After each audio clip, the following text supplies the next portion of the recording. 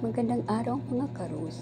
Ako si Ate Rose Plant at ngayon ay pag-uusapan natin ang dalawang kamangha-manghang halaman na hindi lamang maganda sa ating mga mata kundi puno rin ng kasaysayan, misteryo at kapakinabangan.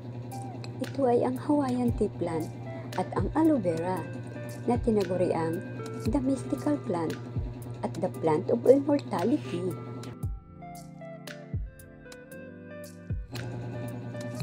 Unahin natin ang Hawaiian tea plant, isang halaman na kilala hindi lamang sa kanyang makukulay na dahon, kundi sa dala nitong positibong enerhiya.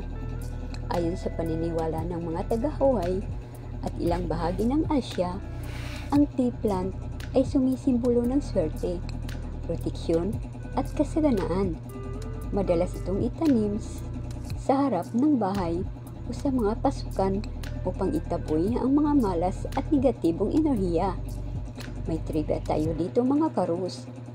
Sa sinaunang panahon, ang mga dahon ng tea plant ay ginagamit bilang pambalot ng pagkain at kahit bilang pananggalang sa ulan. Ibig sabihin, bukod sa pagiging mystical plant, praktikal din ito noon.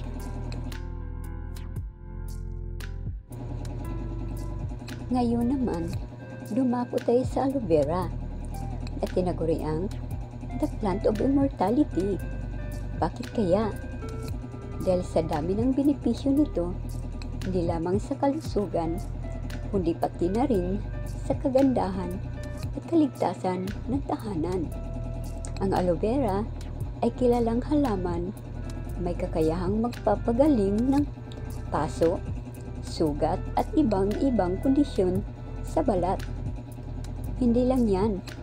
Ayon sa ilang pag-aaral, ito rin ay nakakatulong sa paglinis ng hangin sa loob ng bahay, kaya mas sariwa at ligtas ang ating nilalanghap. Trivia naman para dito. Sa panahon ng mga sinaunang Egyptian, ituturing ang aloe vera bilang mahalagang halaman para sa kanilang mga paraon at ginagamit pa nga bilang bahagi ng kanilang mga ritual sa pagpapahaba ng buhay. Kaya mga karos, kung nais ninyong magkaroon ng mga halaman na may kakaibang hatid na enerhiya at benepisyo, isama ninyo sa inyong tahanan ang Hawaiian tea plant at aloe vera. Hindi lamang sila magbibigay ng ganda sa inyong paligid, kundi magdudulot din ng proteksyon, kasaganaan at kalusugan para sa inyong pamilya.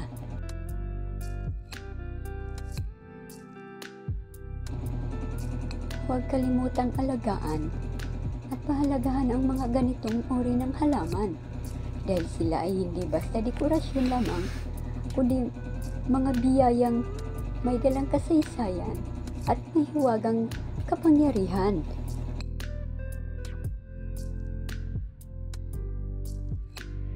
Hanggang sa muli mga karos, God bless everyone!